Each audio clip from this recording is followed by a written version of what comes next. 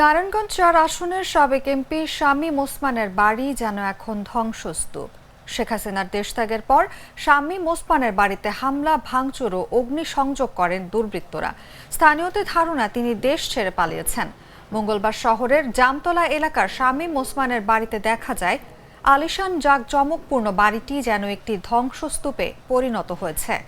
ভাঙচুর, অগ্নিসংযোগের পাশাপাশি বাথরুমের হাই কমোড থেকে শুরু করে বিদ্যুতের তার পর্যন্ত নিয়ে গেছে দুর্বৃত্তরা। বাড়ির আসবাবপত্র বলতে কিছুই নেই। আশপাশ এলাকার মানুষজন এসে ভিড় করছেন ধ্বংসস্তূপ দেখার জন্য।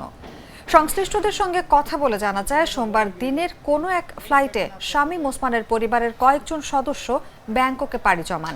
সেখানে কিছুদিন অবস্থান করে তারা দুবাই চলে যেতে পারেন। এছাড়া মালয়েশিয়ায় সেকেন্ড হোম থাকায় সেখানেও যেতে পারেন।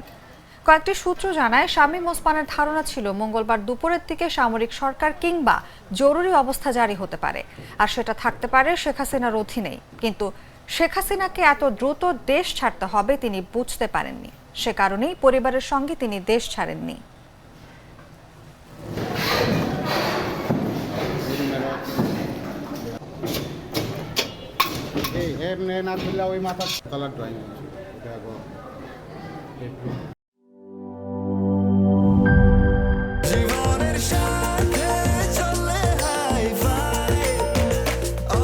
স্বাস্থ্যকর অল টাইম, সব সময় অল টাইম হেলদি লাইফ।